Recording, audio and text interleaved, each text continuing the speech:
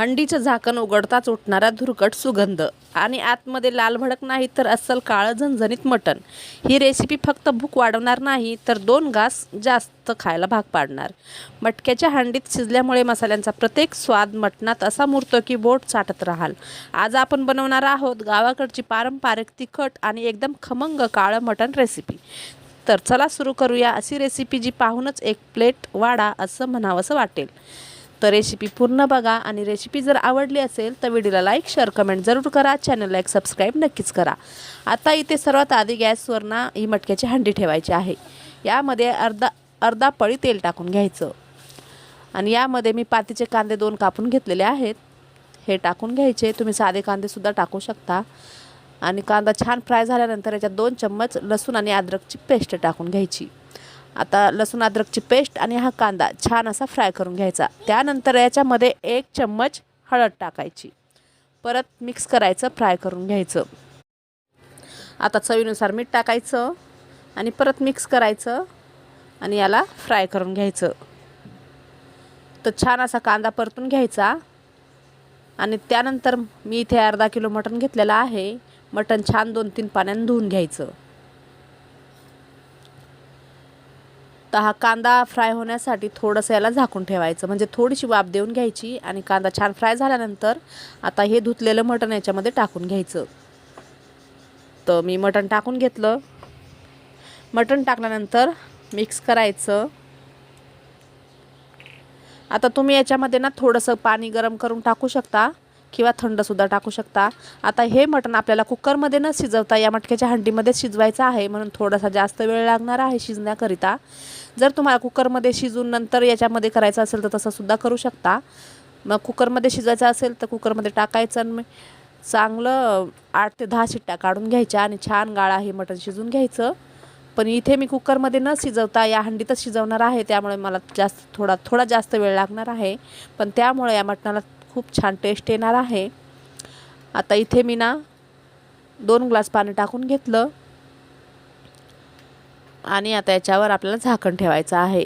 तर असं मध्ये मध्ये थोडंसं झाकण काढून याला मिक्स करायचं. परत झाकण ठेवून शिजून घ्यायचं.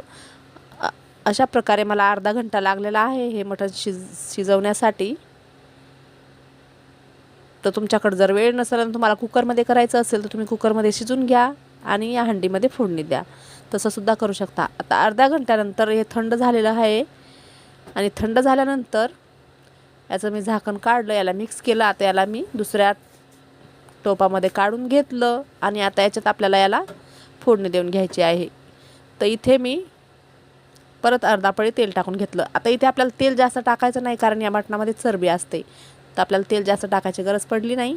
मी पहिले अर्धी पळी टाकून मिठाचं म्हणजे पिवळं मटण करून घेतलं. आणि आता काळं मटण बनवण्यासाठी मी अर्धा पळी तेल टाकलेलं आहे. आता याच्यामध्ये मी खोबरं, कांदा 2 कांदे कापून घेतले, थोडंसं खोबरं, कोथिंबीर, लसूण, अद्रक, कांदा भाजून घेतला, खोबरं भाजून घेतलं आणि हा मसाला मी वाटून घेतला. आणि आता हा मसाला मी याच्यात टाकून छान फ्राय करून घेतला आणि याच्यात मी हा काळा मसाला टाकून घेते. हा काळा मसाला मी घरीच बनवलेला आहे, तोच मी टाकत आहे. तर इथे 2 चम्मच मी काळा मसाला टाकून घेतला. तर तिखट किती पाहिजे त्यानुसार तुम्ही तुमच्या घरातील बेसिक मसाले टाकू शकता. आणि एकदम जर जास्त काळं बनवायचं असेल तर तुम्ही कांदा थोडा जास्त भाजा, म्हणजे जास्त काळपट असं दिसायचं असेल म्हणजे मटण, तर तुम्ही कांदा भाजा, त्यात दगडी फूल येतं ते भाजा आणि मग छान असा कलर येतो काळा मटणाला. तर इथे मी 2 चम्मच काळा मसाला टाकला, 1 चम्मच धना पावडर टाकलं आणि 1 चम्मच मिरची पावडर. अशा प्रकारे मी इथे मसाले टाकून घेतले. आता हे मसाले टाकल्यानंतर इथं छान असं फ्राय करून घ्यायचं.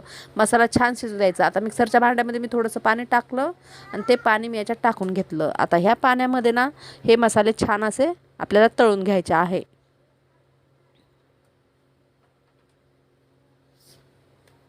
तर मी छान असं मिक्स करते आणि झाकण ठेवून मी हा मसाला 1 ते 2 मिनटासाठी शिजून घेणार आहे, म्हणजे आपल्या मटणाच्या भाजीला छान तरी येईल.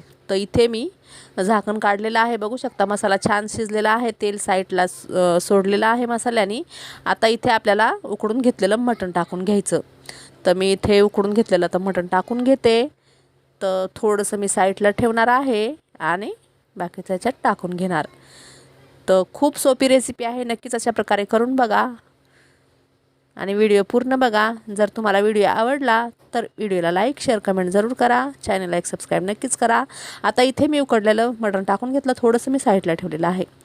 तर इथे मटण टाकल्यानंतर जे मटणाचं रस्सा असतो पिवळा तो पण टाकून घ्यायचा आणि परत तुम्हाला किती पातळ पाहिजे त्यानुसार याच्यात पाणी टाकून घ्यायचं. आता इथे तुम्ही ना थोडंसं गरम पाणी करून टाकू शकता. तर इथे मी थोडंसं पाणी टाकलेलं आहे. परत मला जास्त रस्सा नाही बनवायचा आहे. तुम्हाला जर जास्त बनवायचा असेल तर मसाला ना थोडासा जास्त घेऊन जास्त वाटून घ्या. तर इथे अशा प्रकारे रस्सा झालेला आहे. हा परफेक्ट झालेला आहे आणि एकदम बरोबर झालेला आहे. तर इथे मी परत मिक्स करून घेते. आता याच्यात ना मीठ वगैरे टाकायची काहीच गरज नाही, कारण मी पहिलेच मीठ टाकलं होतं. जर तुम्हाला परत मीठ टाकायची गरज पडली तर टेस्ट करून बघा आणि मीठ टाकून घ्या. आता इथे ना मी झाकण ठेवून छान शिजून घेतलं. बघू शकता किती छान तरी आलेली आहे काळ्या मटणाला.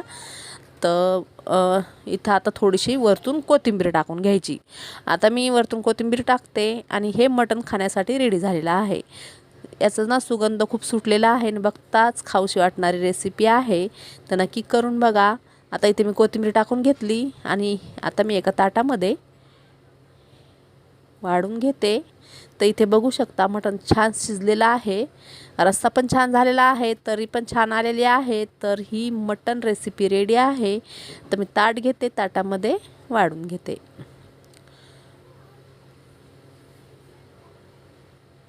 तर इथे मी ताट घेतलेलं आहे. आता इथे एका वाटीमध्ये मी फिक्कं मटण घेते आणि या प्लेटमध्ये मी काळं मटण घेते. तर झणझणीत काळ्या मटणाचा रस्सा खूप भाकरीसोबत खूप छान लागतो. तुम्ही याला भाकरीसोबत चपातीसोबत भातासोबत खाऊ शकता, पण भाकर याच्यामध्ये चुरून खाल्ली तर मजाच वेगळी. तर इथे मी हा रस्सा घेतलेला आहे आणि मी इथे भाकर घेणार आहे. अशा प्रकारे ही मटक्याच्या हंडीतील काळं मटण रस्सा रेसिपी रेडी झालेली आहे. तुम्हाला रेसिपी जर आवडली तर व्हिडिओला लाईक शेअर कमेंट जरूर करा, चॅनलला एक सबस्क्राईब नक्कीच करा. चला तर भेटूया परत एका नवीन व्हिडिओमध्ये नवीन रेसिपी घेऊन. बाय. जय महाराष्ट्र.